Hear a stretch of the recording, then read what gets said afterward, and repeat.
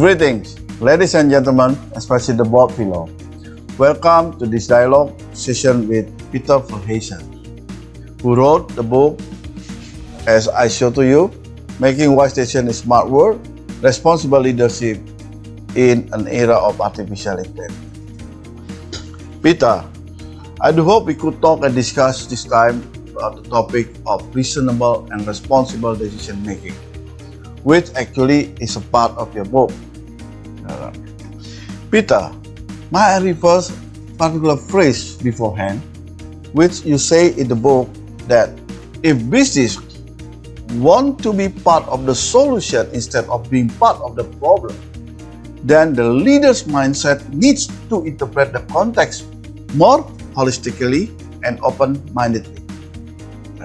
It also says that the book is a reflection on how mindful board can have a positive impact on their business and society.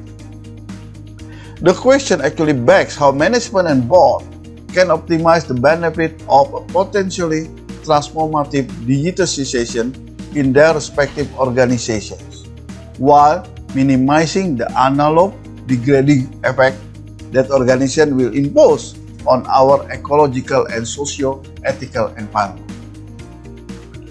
So Peter, would you please elaborate deeper from the perspective of responsible leadership so board will be able to make reasonable and responsible decision making in the era of artificial intelligence? Please, Peter. Thank you so much for the question, Antonius. So, as we all know, the board members and the CEO, and in Indonesia, of course, you have two-tier board of commissioners and board of directors. In the US, UK, Australia, you have a single-tier board where you have a board of directors with non-executive and executive part of it. So the board has fiduciary duties of care, loyalty, and prudence. And that means that in a way, according to prevailing agency theory, as we see that on Wall Street and in other Anglo-Saxon environments, it is about optimizing or maximizing profitability. And that has been taught in all business schools all over the world. Business is about creating value, and it also requires that you reward shareholders, owners, investors for risks taken by providing capital.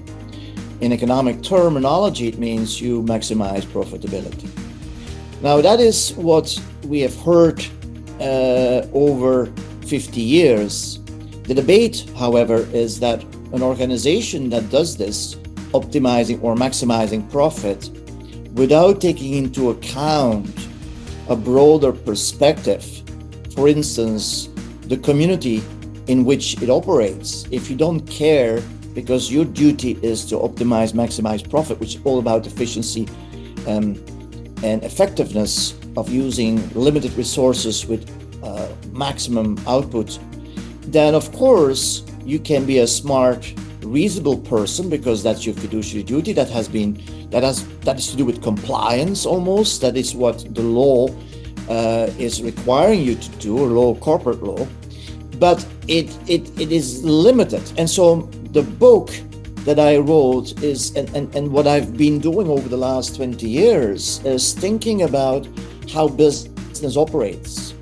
And in a sense, I'm arguing that we may need to reinterpret those fiduciary duties, because we businesses are now co-responsible for climate change and other issues that are at stake.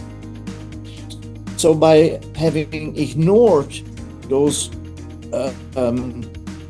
that broader thing, let's say the negative impacts of our own activities into the equation, I'm afraid that we have put it on the shoulders of community, and the community is reacting now.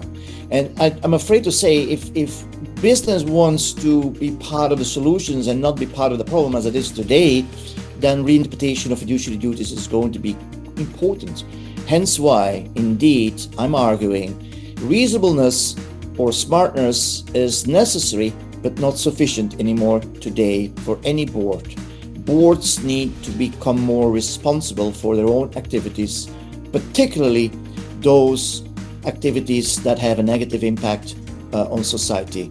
And that's expressed in double materiality, where society has an impact on business to these, let's say, risks as a result of climate change, but also the firms have an impact positively or negatively on the community. And that needs to be taken seriously. And that is requiring what I call responsible decision making. Thank you. Back to you. Thank you, Peter, for your explanation. Yeah.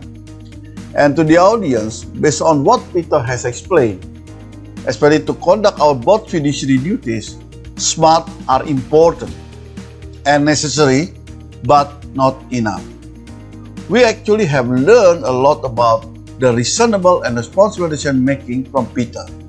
As such, please join me to thank Peter. Thank you, Peter. And then, as a closing, I do hope we could see you again in the upcoming of GRC Summit Indonesia 2025, as we are going to have an opportunity to learn from each of us and meet again Peter, that the topic of GRC Summit basically so relevant nowadays, i.e. resilient to sustainability leading to GRC in the post-digital era. It is very contextual and relevant nowadays with us. So looking forward to you. And again, thank you, Peter, for your willingness, for your kind presence and sharing to all of us. See you again, especially in the next GRC Summit Indonesia 2020.